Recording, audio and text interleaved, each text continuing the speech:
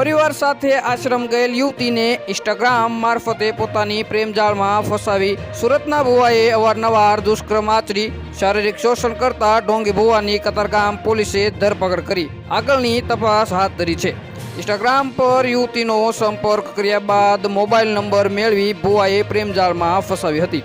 ત્યારબાદ કતારગામ સ્થિત પોતાની ઓફિસ બોલાવી ઘેનયુક્ત પ્રસાદી અને મંત્રેલું પાણી પીવડાવી 2 વખત દુષ્કર્મ આચર્યું હતું। એટલું જ નહીં પરંતુ બાદમાં પતિ સાથે શારીરિક સંબંધ બાંધશે તો ભગવાન કોપાયમાન થશે અને તારા પિતાનું મૃત્યુ થઈ જશે તેવી ધમકી પણ આપી હતી। જ્યાં લગ્ન બાદ પોતાના પતિ સાથે શારીરિક સંબંધ ન રાખતા સાસરિયા પક્ષ દ્વારા પણ યુવતીને પિયર મોકલી આપતા ઘર પણ ભાંગી નાખવામાં આવ્યું હતું। જે સમગ્ર હકીકત યુવતીએ પરિવારને કરતા મામલો સામે આવ્યો હતો। સુરતમાં મામાદેવના નામે લોકોને સારા કરી આપવાનો ઢોંગ કરતા ભુવાની કરતૂતનો ભાંડો ફૂટ્યો છે।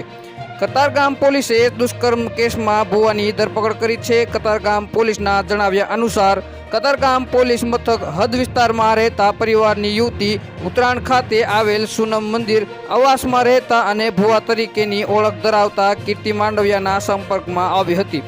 યુવતી 1.5 માસ પહેલા પોતાના પરિવાર જોડે હોવન ગાંધારી આશ્રમ ખાતે ગઈ હતી। આશ્રમમાં કુંવારી દીકરીઓને તિલક કરવાના બહાને ભુવાએ પોતાની પાસે બોલાવી હતી, જેમાં આ યુવતી પણ પોતાના મસ્તકે તિલક કરવા માટે ગઈ હતી, જ્યાં યુવતીનો ભુવા સાથે પરિચય થયો હતો। ત્યારબાદ ભુવા કીર્તિ માંડવિયાએ યુવતીના ઇન્સ્ટાગ્રામ ઉપર મેસેજ કરતા બંને વચ્ચે મોબાઈલ નંબરોની આપ-લે થઈ હતી।